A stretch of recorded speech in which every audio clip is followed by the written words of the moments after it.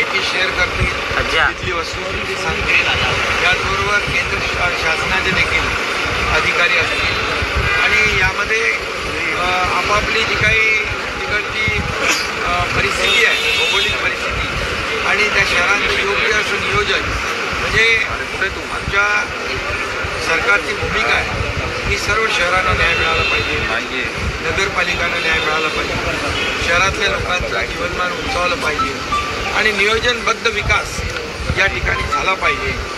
यासाठी ह्या कार्यशाळेमध्ये चर्चा होईल आणि एक चांगला आउटपुट यातून निघेल. तर सगळं खरं आहे, पण पीएमआरडीचा डीपी रद्द झालाय. अरे काय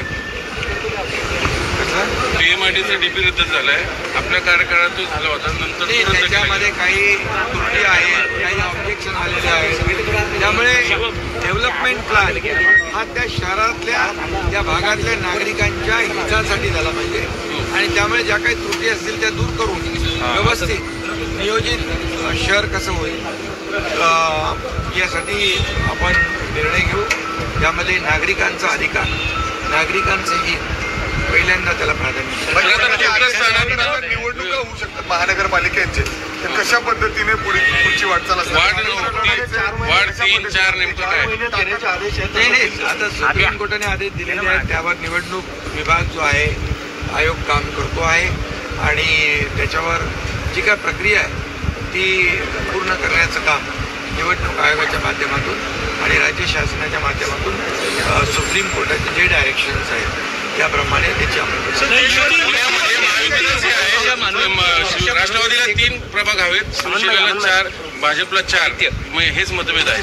नाही, आता सुप्रीम कोर्टाचे आदेश आहेत की 2022 पूर्वीची जी परिस्थिती आहे त्याप्रमाणे निवडणुका झाल्या पाहिजे. त्याप्रमाणे जे काय आदेश आहेत सुप्रीम कोर्टाचे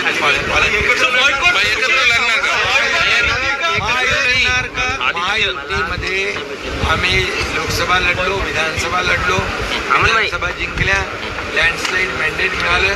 आता आमची जिम्मेदारी अजून वाढलेली आहे. त्यामुळे येणाऱ्या स्थानिक स्वराज्य संस्थांच्या निवडणुका पण महायुती लढेल आणि महायुती जिंकेल. पुणे में सफरचंद व्यापारी को धमकी भी आई पाकिस्तान से. खरं म्हणजे तुर्कस्तानवर जे काही सफरचंद असतील, मार्बल असतील, राजस्थानमध्ये पण मार्बलवर बहिष्कार लागला, पुण्यातल्या व्यापाऱ्यांनी.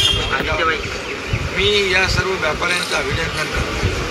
हे खरं म्हणजे देशभक्तीचं लक्षण आहे, कारण तुर्कस्तानने पाकिस्तानला सपोर्ट केला आणि म्हणून अशा प्रकारे ज्या पाकिस्तानने आपल्या निरपराध लोकांचा बळी घेतला आणि एवढं मोठं सगळं जे काही आपल्या देशाच्या विरोधात त्यांनी कारस्थान केलं, त्यांना पाठिंबा देण्याचं पाप तुर्कस्तानने केलं. त्यामुळे तुर्कस्तानवर बायकॉट केला पाहिजे, बहिष्कार घातला पाहिजे आणि ज्यांनी ज्यांनी ही भूमिका घेतली त्यांचं मी स्वागत करतो. त्यांना धमकीचे फोन येत आहेत पाकिस्तानात, धमकीचे फोन त्यांना धमकीचे फोन येत आहेत. त्यांच्या केसालाही धक्का लागणार नाही.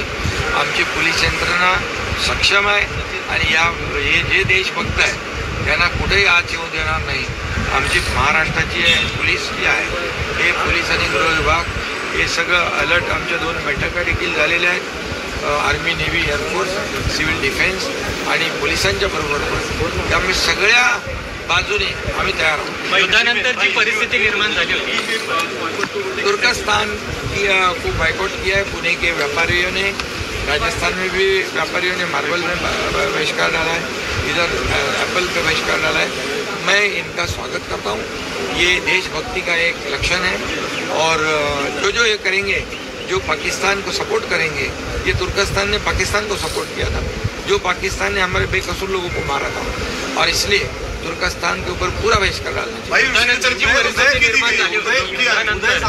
तिरंगा रॅली काढली जाते, तिरंगा रॅली जी आहे, तिरंगा रॅली कालही काढली. या ठिकाणी पूर्ण राज्यभर आपल्या भारतीय लष्कराच्या, आर्मी, नेव्ही, एअरफोर्स या सर्वांच्या शौर्याला सलाम करण्यासाठी ही तिरंगा रॅली काढली आहे. त्यांच्या पाठीशी उभं राहण्यासाठी तिरंगा रॅली काढलेली आहे.